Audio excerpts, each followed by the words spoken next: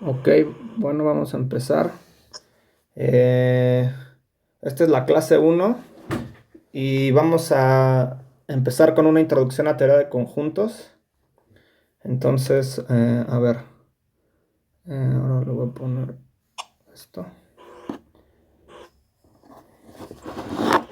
Ok, entonces,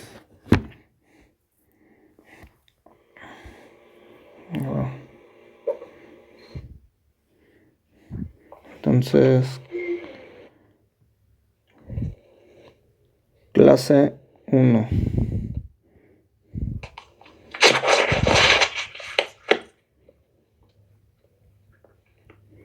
Sí, a ver. mm,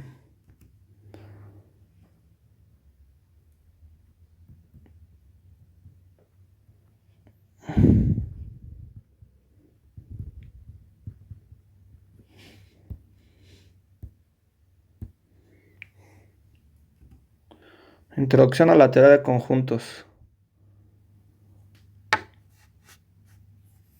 Eh, bueno, entonces, vamos a empezar con teoría de conjuntos y les voy a contar un poco cómo es- inicia esto, o bueno, cómo es que se va desarrollando la teoría de conjuntos. Entonces, todo en realidad parte de la lógica. Entonces, con lógica de primer orden, uno puede desarrollar esta teoría de conjuntos, pero no me voy a profundizar tanto en eso, no quiero clavarme mucho aquí, porque eso más bien es una parte del curso de álgebra superior, y entonces más bien esa tarea va a ser de su curso de álgebra, de álgebra superior. Entonces yo más bien voy a empezar eh, un poco más adelante y también no voy a profundizar tanto, solamente voy a tomar la parte que necesitamos para poder desarrollar el cálculo. Pero bueno, también como anécdota, les cuento que en algún momento la sociedad matemática pues quiso formalizar las matemáticas con teoría de conjuntos y sí lo logró. De hecho es un poco esta como perspectiva contemporánea que hay de las matemáticas. Pero la cosa es de que no lo pudo decir todo a través de la teoría de conjuntos. Y eso es un trabajo que hizo Gödel de pues como que tirar el sueño de esta gente, de Hilbert por ejemplo, de querer decir todo con la teoría de conjuntos. Entonces, pero mucho sí se puede recuperar, o sea, como que fue una buena aproximación. Entonces, bueno, ya. Entonces vamos a empezar con una primera definición, la definición de conjunto. Entonces, definición 1.1. Un conjunto es una clase o colección de objetos determinados por una propiedad. Es una clase o colección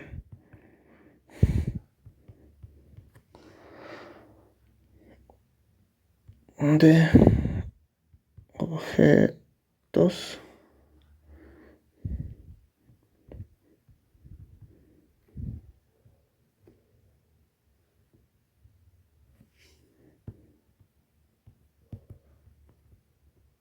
por una propiedad.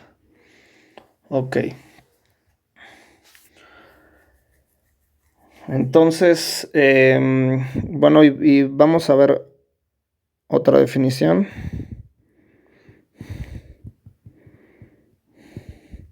1.2.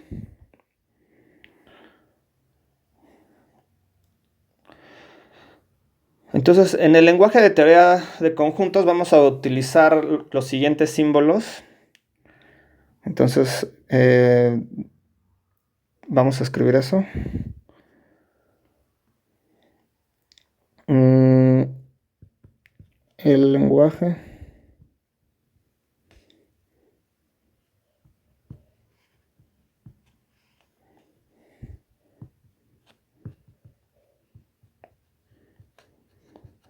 El lenguaje de la teoría de conjuntos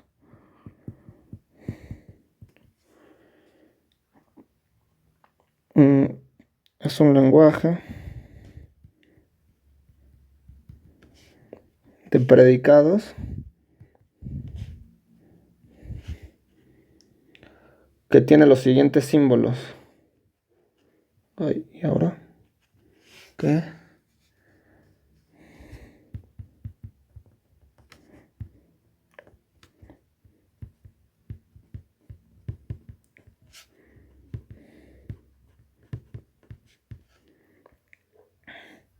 Y entonces, este que significa no,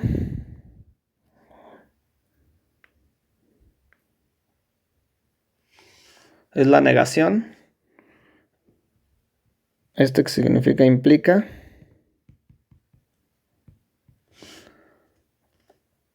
Este símbolo que significa sí y solo sí.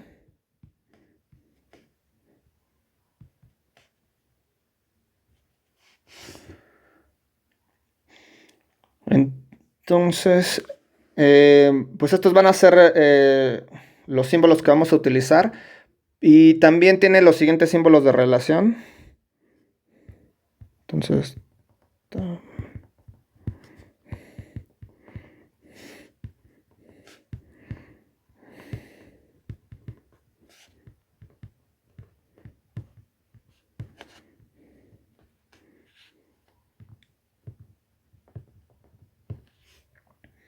ok.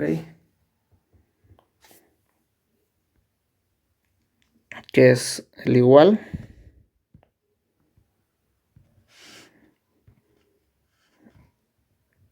Este pertenece.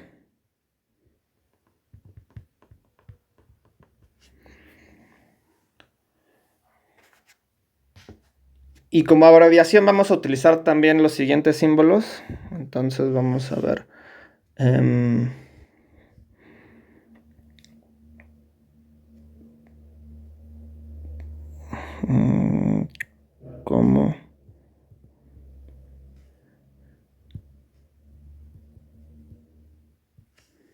Como abreviación usa los siguientes símbolos. Usa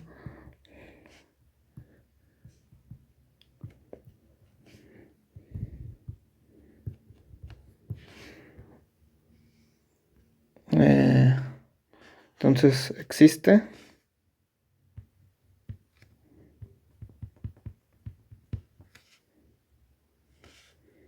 Luego único.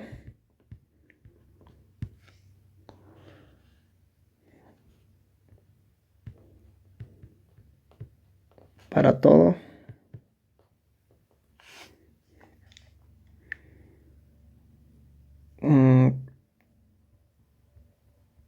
Por lo tanto,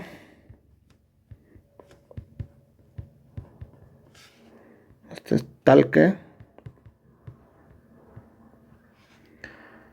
Ok. Entonces,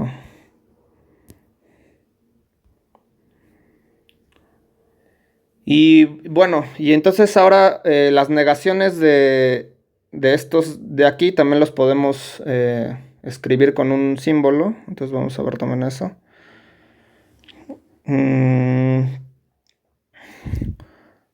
Entonces para las negaciones utilizaremos las siguientes abreviaciones. Ahora vamos a escribir eso.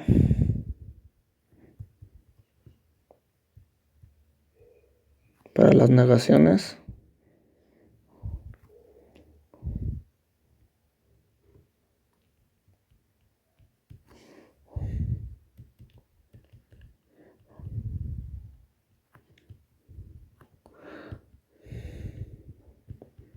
Las siguientes abreviaciones.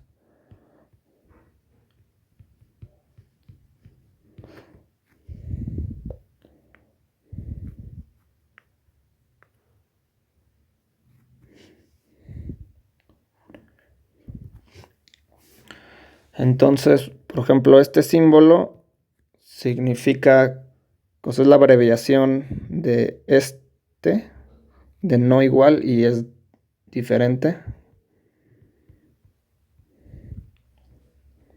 es lo que significa. Y luego, por ejemplo, si este era pertenece, cuando cuando lo tache, pues va a ser la negación de pertenecer y pues lo que significa es que no pertenece.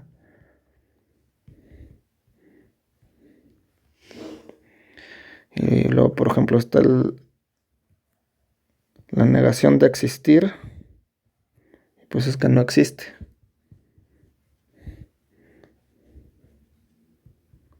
¿Sí? O sea, entonces vamos a regresarnos aquí. Entonces tenemos que vamos a utilizar los siguientes símbolos, que es el no, el implica. Entonces es el no, el implica, el sí, solo sí, el igual, el pertenece y también está el existe, el único, el para todo. Entonces tenemos que irnos acostumbrando a estos símbolos. Entonces estos tres puntitos que es el por lo tanto y esta rayita vertical que es el tal que. Entonces vamos a borrar las flechitas. Entonces esto es parte de la notación que se usa en matemáticas y en física y en todos lados para escribir pues cosas matemáticas.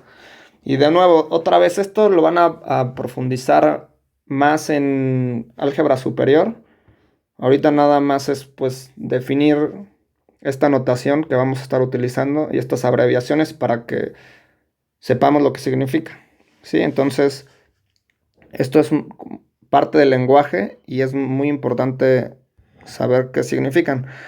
Y las negaciones, pues simplemente es utilizar los símbolos anteriores y pues como que tacharlos. Entonces, eso quiere decir, pues, la negación del símbolo. Y entonces aquí tenemos, por ejemplo, unos ejemplos, pero en realidad podemos entender que siempre que lo tachemos va a ser la negación de algo. Entonces, estos son los símbolos más utilizados, pero podrán ser otros. ¿Ok? ¿Me siguen escuchando? Sí. Ok, perfecto. Ya, está bien. Sí. Sí, está bien. Órale, entonces vamos a seguirle. Entonces, bueno, a ver, pero ¿qué habíamos dicho de que era un conjunto? Pues era un conjunto es como una colección de objetos, una clase de objetos determinado por una propiedad. Entonces, ahora vamos a decir esto con esta nueva notación. Entonces, como se mencionó anteriormente, un conjunto, o vamos a ponerle todo conjunto A,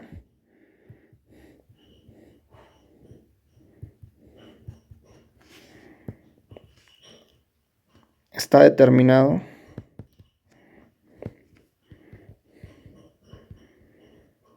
por una propiedad.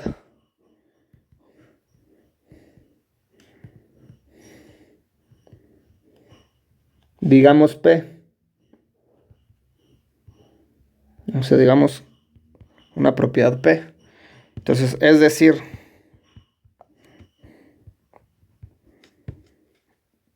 para todo A conjunto existe una propiedad P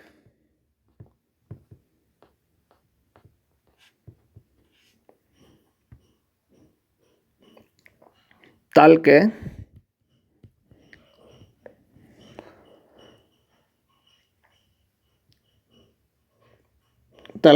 para toda X que está en A, que pertenece a A, o sea, más bien, tal que toda X está en el conjunto A, si y solo si X cumple la propiedad P. ¿Ok? Entonces podemos describir de la siguiente forma al conjunto A. Entonces, Entonces así.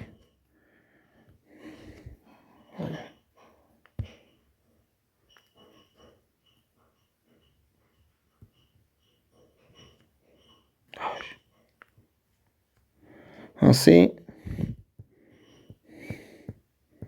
podemos describir al conjunto A como sigue. Y describir o también definir. Entonces, de hecho, esta es otra parte de la notación. Cuando pongo dos puntos igual es como... Es un sinónimo de definición, o sea, de que así lo voy a definir. Entonces son los x's tal que x cumple p. ¿Ok? Y entonces así es como se dice, se diría esto con este lenguaje que acabamos de definir. Entonces, esta primera parte que todo conjunto está determinado por una propiedad, lo podemos decir así: para todo conjunto A existe una propiedad P tal que X está en A si solamente X, sí, solo sí, X cumple P. Y de una manera sintetizada podemos describir justo A de esta forma. ¿Ok? Como los X tales que X cumplen la propiedad P. ¿Ok? Por ejemplo, podremos poner, a ver, déjame ver. A ver, ejemplo, era 1.3 creo que íbamos.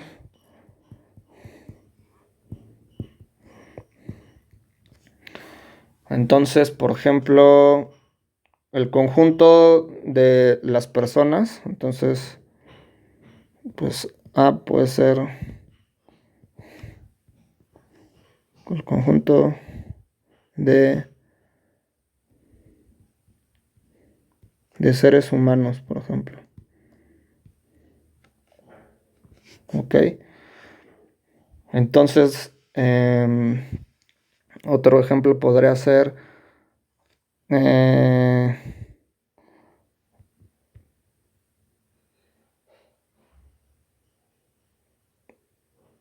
mm, el conjunto de personas, o a ver, de... podemos ponerlo también así, como por ejemplo el conjunto de las X, tal que X está en A, o sea que es un ser humano, y X tiene, no sé, 20 años, ¿sí? Entonces, la propiedad es ser persona y tener 20 años. Es la propiedad que describe a B, ¿sí? O sea, ser un ser humano de 20 años, tener 20 años, no sé. Entonces, por poner unos pequeños ejemplos, ¿ok? Entonces, a ver. Bueno, y hay algo que es importante notar, que es un conjunto, o sea, todo conjunto está determinado por una propiedad P. Pero no toda clase de objetos determinada por una propiedad P es un conjunto. ¿Sí?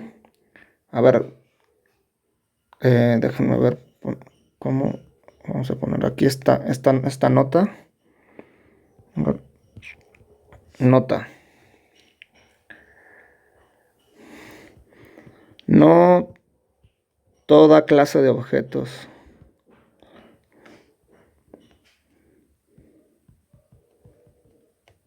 determinada por una propiedad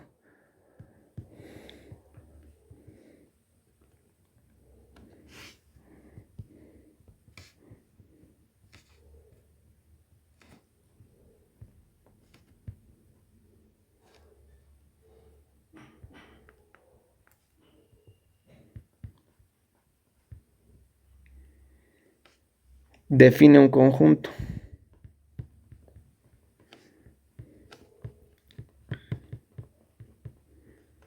O sea, las clases de objetos determinadas por una propiedad son más grandes que los conjuntos. O sea, sí, eso es algo que es importante, que también seguramente en álgebra superior van a profundizar más en eso.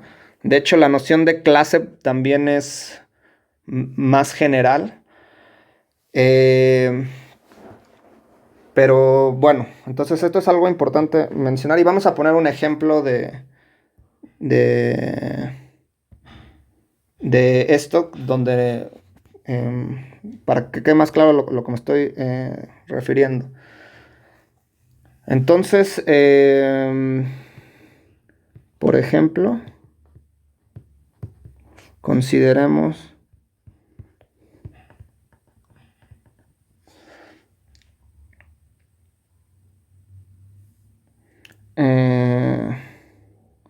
a la clase, a la clase, a ver, ya me voy a pasar, bueno, aquí lo voy a escribir, C, que van a ser, la voy a definir como los elementos tales que X no se pertenece a sí mismo. A ver, permítanme. Déjenme escribirlo bien. Entonces, estos son los objetos que no se pertenecen a sí mismos. Entonces, ahora sí vamos a pasar una hoja más para abajo.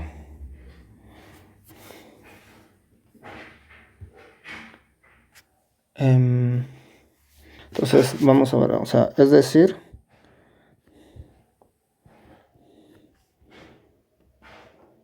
el conjunto C como varigoleada está determinada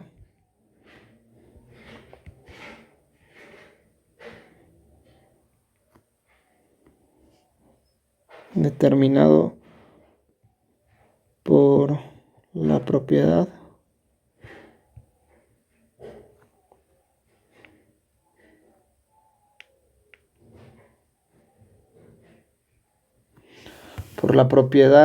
en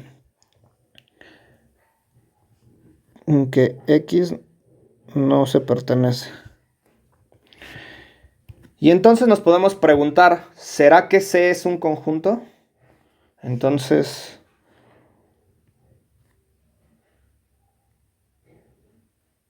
C es un conjunto.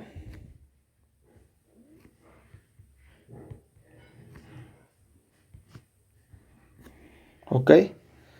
Y entonces, pues vamos a ver qué pasaría si C fuera un conjunto. Entonces, supongamos que sí.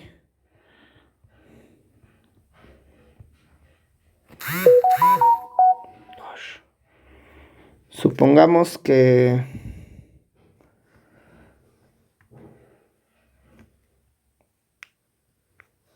C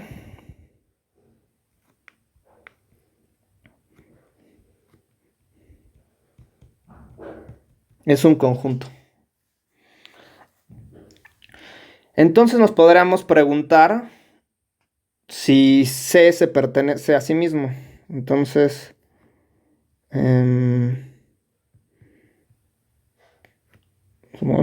entonces,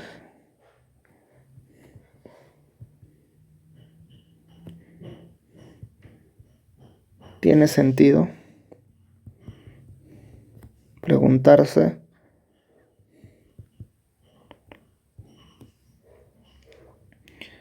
si C se pertenece, si C está dentro de sí mismo, o si C no se autocontiene, no se autopertenece. ¿Ok? Y entonces vamos a ver el primer caso. Caso 1. Si sucede que C sí está dentro de sí mismo, Oye, acá me quedo. Está dentro de sí misma. Pues por la misma definición de C, que C son todos los X que no están en sí mismo, pues la propiedad que la define, tendríamos que C no se pertenece. Entonces vamos a escribir eso. Eh, por la propiedad que define a C,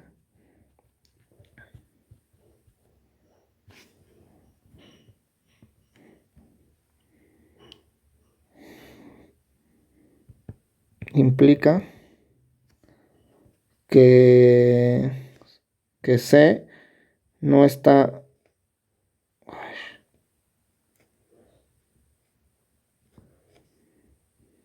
en C. ¿Ok? Entonces, si asumimos esto, la definición de C nos implica que C no está en sí mismo. Y entonces, eso es una contradicción. Pero a ver, y ahora vamos a ver qué pasaría en el siguiente, con el otro caso. En el caso 2, o sea, si asumimos que C no se pertenece,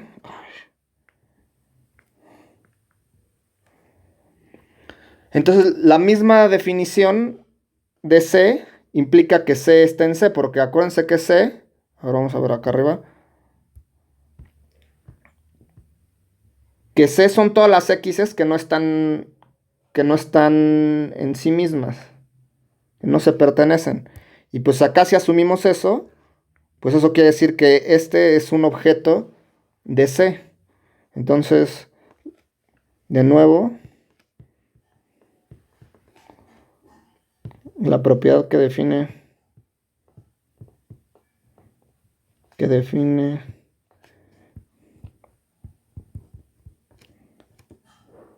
a esta C implica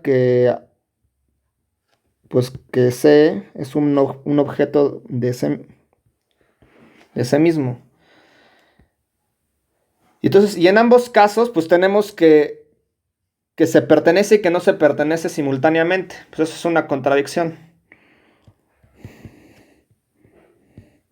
En ambos casos tenemos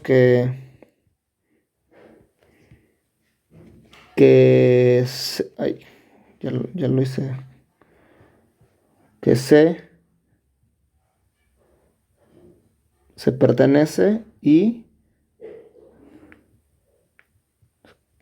C, no, y C no se pertenece simultáneamente, ¿no?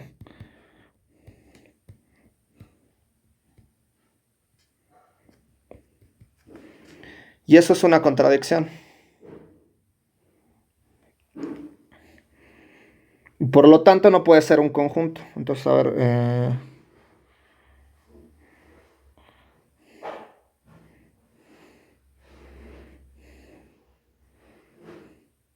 ¿cómo lo pongo? Entonces, argumentando por contradicción.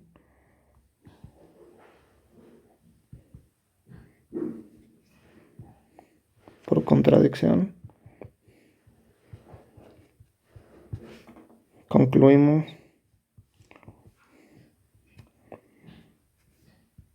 que C no es un conjunto. Bueno, entonces, este pequeño ejemplo refleja ese comentario, esa nota, de que no todas las clases de objetos determinados por una propiedad necesariamente son un conjunto. Esto es a lo mejor algo medio abstracto y muy técnico, pero esto es muy, muy fundamental en la teoría de conjuntos. Entonces, de hecho, esto pues está muy relacionado con una paradoja que la propuso Russell, se llama la paradoja de Russell. Y yo creo que más adelante la vamos a ver. Entonces, vamos a ponerlo. ¿Cómo ponemos? A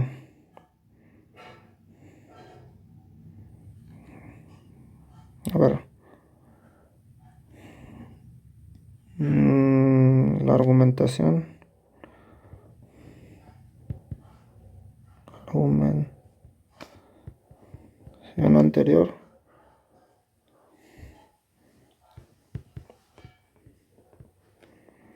Está estrechamente relacionada con la paradoja de Russell. Está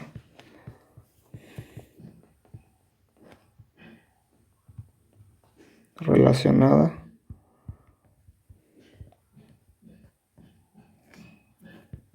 con la de Russell, que dice lo siguiente, o sea, o sea, a ver, usualmente se conoce como lo siguiente, o sea, la gente lo suele decir, este, pues mal, entonces lo dice así, el conjunto, pero de hecho este es el que está medio mal, de todos los conjuntos,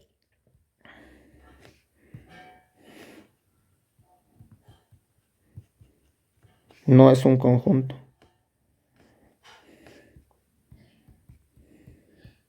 O sea, esta afirmación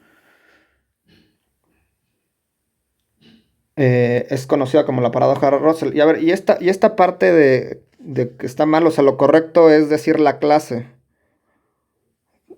Sí, o sea, entonces la clase de todos los conjuntos es,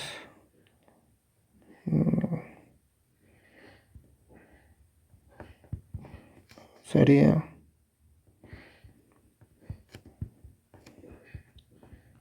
Pero uno para más rápido, como que lo dice así, el conjunto de todos los conjuntos no es un conjunto.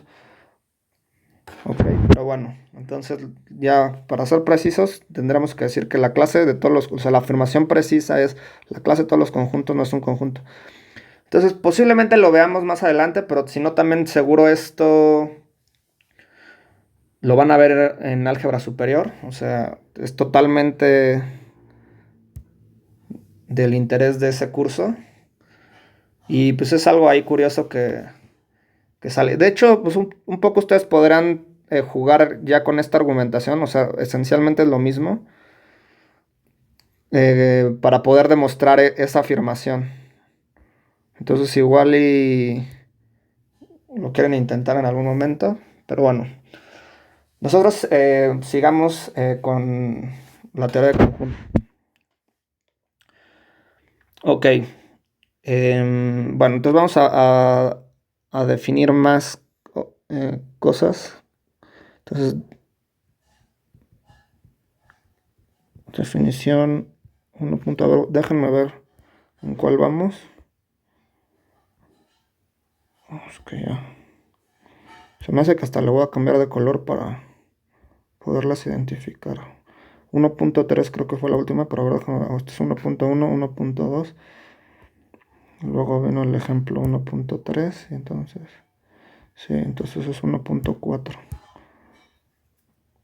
Entonces sí le voy a cambiar de color para identificarlas más rápido.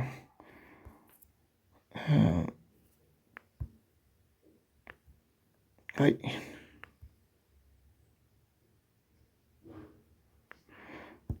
Voy a poner azul. Entonces, definición 1.4. Ok, y ahora sí ya voy a regresar al negro. Entonces, a los objetos que pertenecen a un conjunto los vamos a llamar elementos.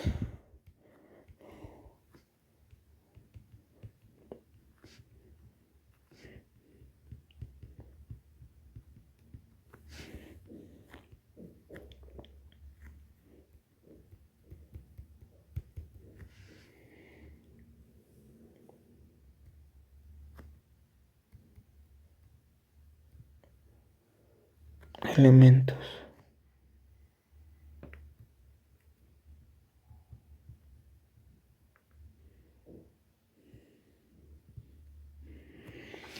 Ok. Entonces vamos a ver unos ejemplos más. Entonces ahora ejemplos. Ejemplo 1.5. Entonces vamos a ver un ejemplo que es muy importante, que es este conjunto, que lo voy a definir así, lo voy a denotar así. Y va a ser el conjunto de todos los elementos tales que el elemento es diferente de sí mismo. ¿Ok? A ver.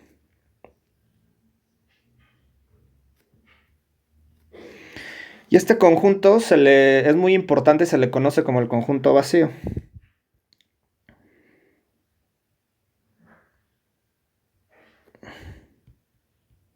Se llama conjunto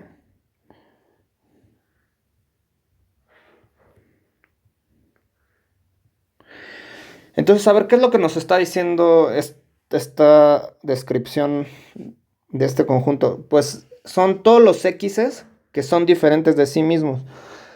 Como no hay un objeto que sea diferente de sí mismo, esto quiere decir que este conjunto no tiene un elemento. O sea, es una manera muy precisa de decir eso. O sea, que es un conjunto sin elementos. ¿Sí? Porque nadie es diferente de sí mismo. ¿Correcto? Entonces este conjunto no puede tener un elemento. ¿Ok? Bueno, ahora algo que es importante también aquí decir es que esta descripción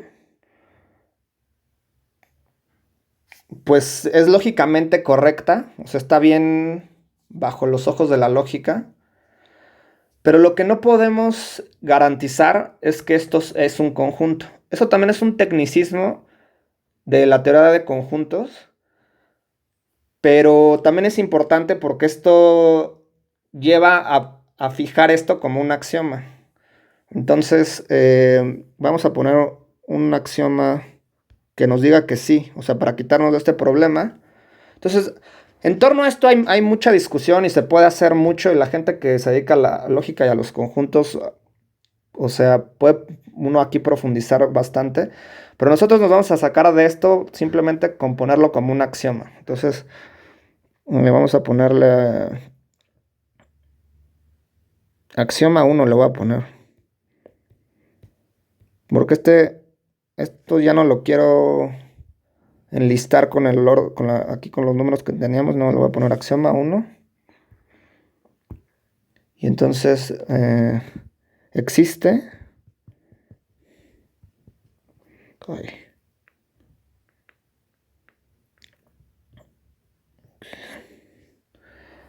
Existe un conjunto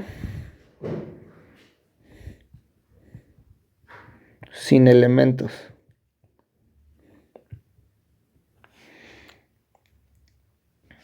El cual llamaremos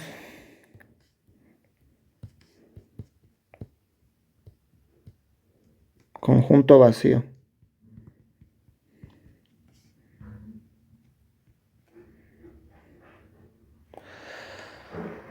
Y lo denotaremos por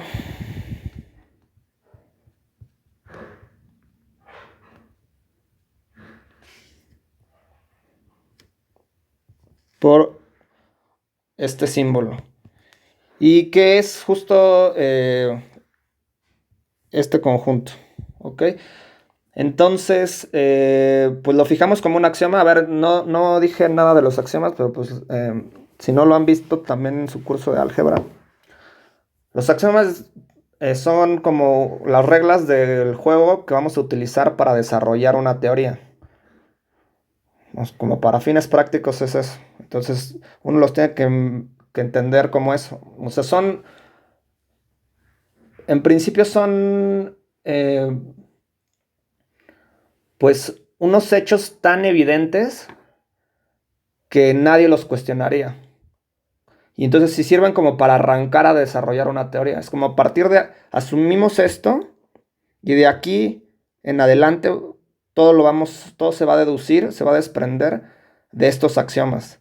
Entonces los axiomas de la teoría de conjuntos, uno es este, que hay un conjunto sin elementos. Esto naturalmente pues, suena plausible, o sea, como que uno sí se lo cree, o al menos, o sea, no requieres tanto una evidencia, una demostración de esto, o sea, como que si no es que quieres ser muy exigente, o sea, sí puedes cuestionarte esto, pero ya es profundizar mucho en una parte de las matemáticas que al menos para nuestro curso no es de interés. Pero también si uno se pone a, no sé, a reflexionar un poco, en realidad tampoco es pedirle mucho, o sea, asumir esto, pues es más o menos natural, o sea, creer que hay un conjunto sin elementos y que existe, y bueno, y ver que, y asumir el hecho de que es un conjunto, pues no es tanto. Entonces, ese va a ser nuestro primer axioma. Y bueno, entonces, esos son los axiomas. Los axiomas son afirmaciones o hechos que son tan evidentes que nadie los cuestionaría. O sea, como con eso se partió de la idea de axioma, como por ejemplo en geometría los axiomas de Euclides, como cosas que pues nadie cuestionaría o que todos, eh, a los ojos de todos, son un hecho, una verdad. Y pues ahora también lo que uno hace para axiomatizar unas teorías, o sea, para desarrollar una teoría axiomática, pues simplemente también lo toma como unas premisas que vamos a asumir, aunque a lo mejor unas no son tan evidentes, pero las vamos a tomar como ciertas y de ahí en adelante. Igual un ejemplo de esto podrá ser los axiomas de Euclides, donde el quinto axioma, el axioma de las paralelas, en realidad tan evidente no era y que de hecho por mucho tiempo la gente lo quiso demostrar y pues nunca lo logró. Pero lo que sí es interesante de eso es que el negarlo te desprende para varias geometrías. O sea, si tú niegas el axioma de las paralelas, entonces puedes recuperar la geometría elíptica o la geometría hiperbólica. Y si lo asumes, tienes la geometría euclidiana. Entonces, si tú se lo pones, tienes geometría euclidiana. Si tú lo niegas, hay dos opciones y que te puede dar geometría elíptica o geometría hiperbólica. Entonces, pero al final de cuentas, uno fija una lista de axiomas para desarrollar la teoría que quieres, pues no sé, desarrollar, entender, estudiar. Bueno, entonces eso es como la noción de axioma. Y nosotros vamos a poner por lo pronto eso. Entonces vamos a ver otro ejemplo. También como... Bueno, vamos a ver varios ejemplos. Uno- unos cuantos. Eh, no, esto que hice. Ejemplo 1.6, ahora sí. Entonces, en general,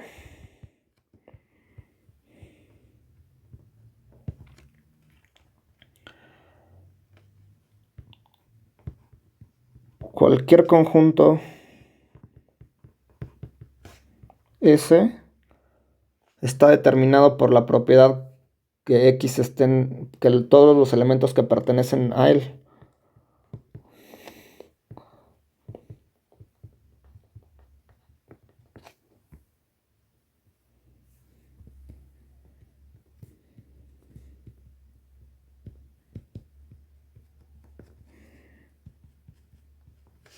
¿Sí? O sea, que S es igual a las X tales que X está en S. Entonces, esto es una manera de describir también a un conjunto. ¿Ok? Bueno.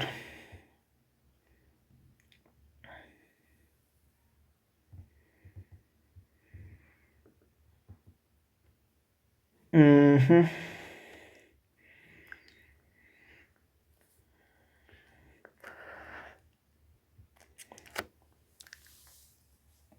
Y aquí también, a ver, otra cosa importante.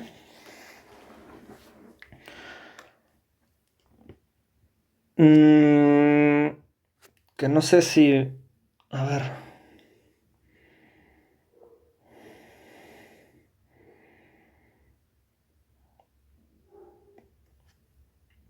Bueno, en relación a esto, déjenme también poner una nota.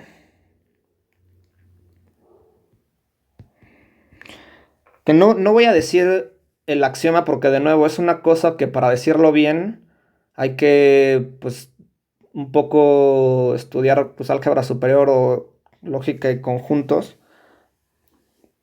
No sé cómo, qué tan avanzados ya estén y por ejemplo que hayan visto los lenguajes de primer orden y las variables libres, porque en términos de eso es como se dice este axioma que voy a poner, que es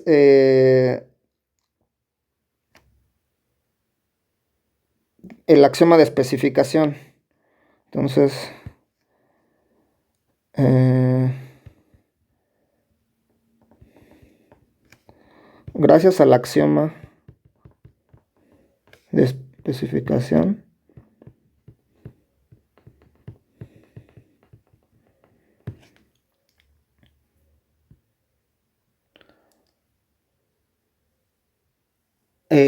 podemos garantizar la, exis- mm, la existencia de un conjunto. A ver, ¿cómo pongo eso?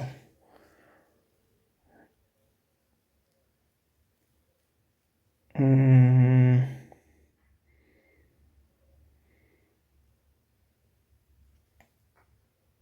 a ver, ¿cómo digo eso? Mm, podemos garantizar que una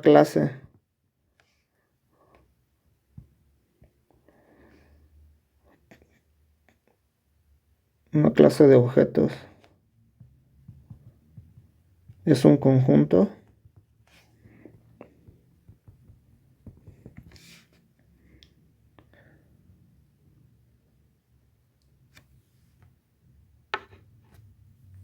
mm, si todos sus elementos,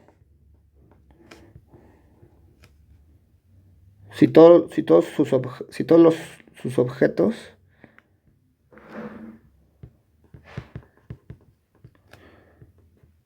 son, el- son elementos de un conjunto.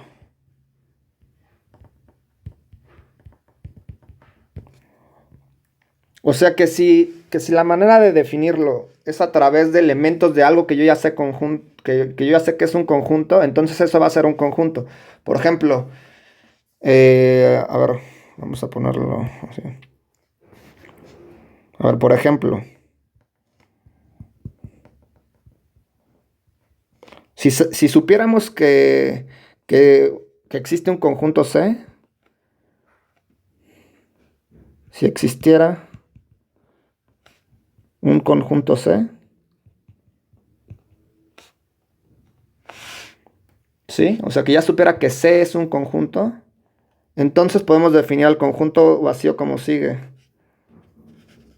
Entonces, el conjunto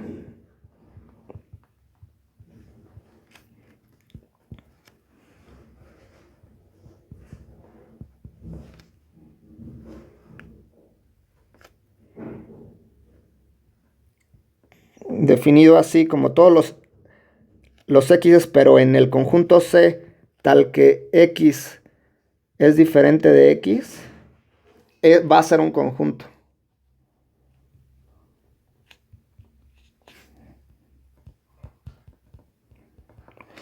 Esto te lo da este axioma, que también es uno de los axiomas de teoría de conjuntos, que también nosotros no vamos a profundizar mucho en eso, Pero lo que quiero aquí resaltar mucho es que una manera de nosotros ya quitarnos este problema de ver si una clase es un conjunto o no, que es algo más bien técnico, es definirlo a través de elementos, de objetos que pertenecen a un conjunto. Y en nuestro caso eso va a ser más que suficiente. Entonces, como que partí explicándoles estas cosas como generales de las clases y de que no todas las clases son conjuntos y demás. O sea, porque da pauta a algo interesante, como por ejemplo la paradoja de Russell. Pero por otro lado, también uno no tiene que mortificarse tanto con eso, porque simplemente con este otro axioma, para despreocuparnos de si lo que estamos definiendo es o no es un conjunto y no tener que demostrarlo ni nada, simplemente lo tomas como, o sea, construyes conjuntos a través de otro conjunto, ¿sí? Entonces, les digo, esto posiblemente lo vean en álgebra superior. Y bueno, y si no, yo también tengo unas notas ahí de álgebra superior, si a alguien les interesa, ahí viene bien todos los axiomas de teoría de conjuntos y demás. Entonces, bueno, esto es algo que quería decir. Y de hecho, déjenme, le voy a poner también un número a este axioma. Le voy a poner, porque al final a lo mejor los voy a colectar todos, que es lo que hice en álgebra superior la otra vez que la di. Y entonces la voy a usar nada más para juntarlos todos y mencionarlos todos en conjunto, que esos van a constituir los axiomas de la teoría de conjuntos. A ver, entonces axiomas de especificación. Podemos.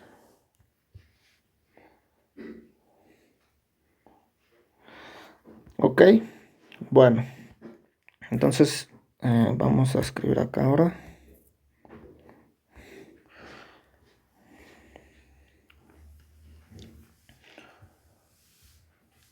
Y vamos a dar otros ejemplos, o sea, unos ejemplos de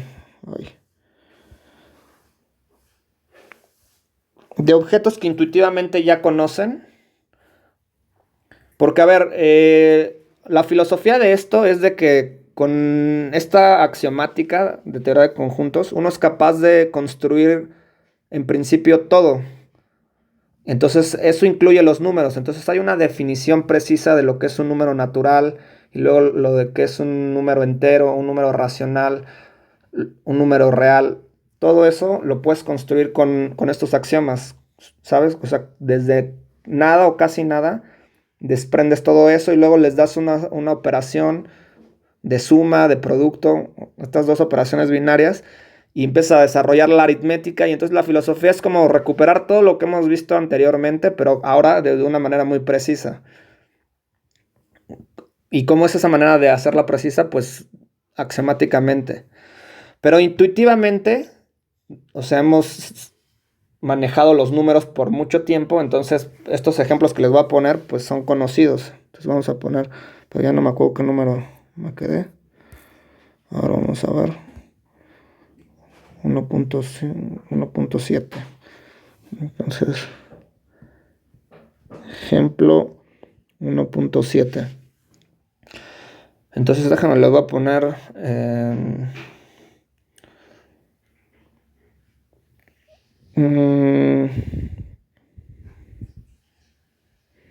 los siguientes conjuntos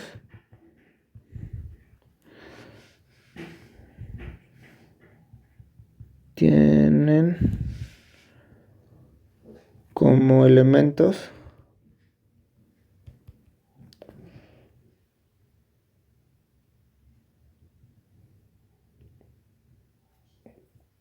a objetos, o sea que más bien son números que intuitivamente conocemos.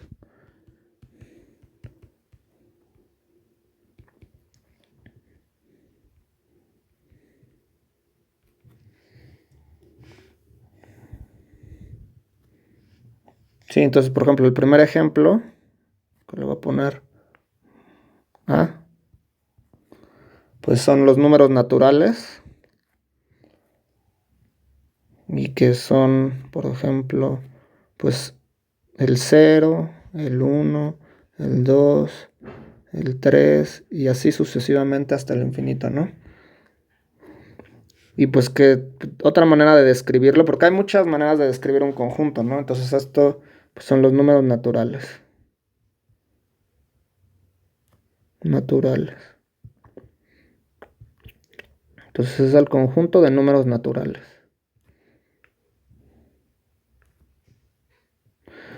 Entonces, algo que también es bonito ver en álgebra superior es cómo ir construyendo estos números. ¿Cómo defines a través de la teoría de conjuntos al 0, al 1? Porque, a ver, o sea, también está padre luego cuestionarse qué es el 1.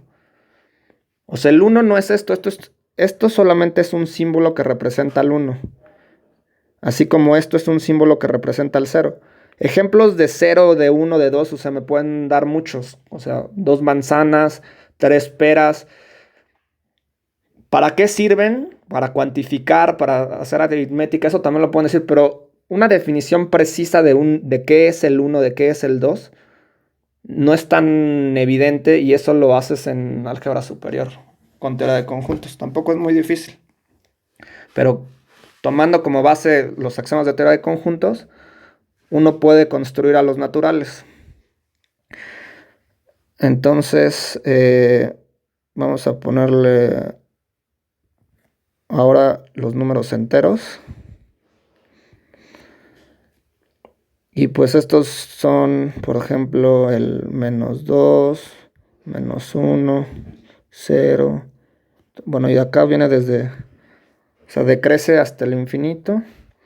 Y acá ya va creciendo también hasta el infinito. Y estos pues, son los números enteros.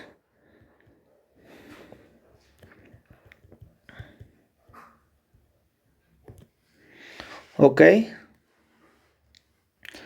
Y otros conocidos, pues son los números racionales. C.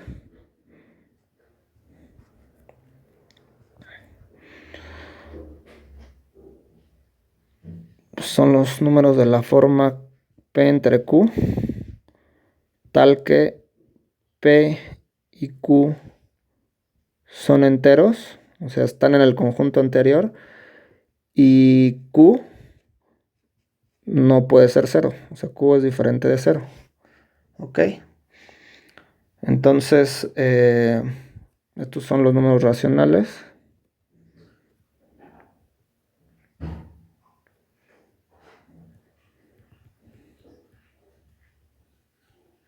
Racionales. Ok. Y pues luego, pues también podemos poner, por ejemplo, a los pares, que son 2, 4, bueno, 0, 2, 4 y así.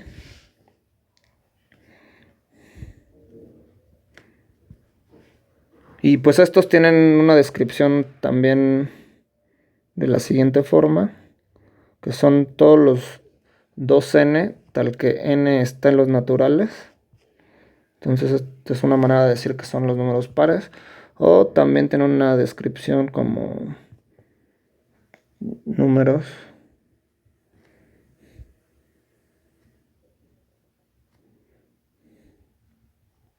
pares.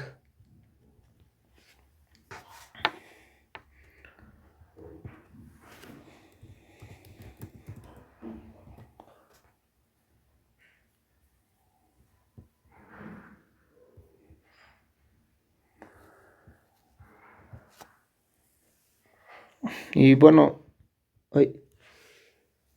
también podemos poner A, B, C, D, E a los impares, ¿no? Podemos poner al 1, al 3, al 5 y así. Pues estos van a tener una descripción así. Los dos n más 1, tal que n es un natural, un número natural.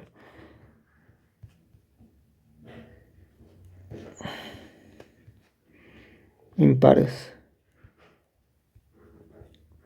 Entonces ahí están los impares y los pares. Entonces, pues estos son otros ejemplos de conjuntos, de objetos, pues con los cuales estamos familiarizados. No sabemos a lo mejor ahorita qué son de una manera precisa, pero pues intuitivamente sabemos lo que son y los hemos utilizado en mucho, mucho tiempo. ¿Ok?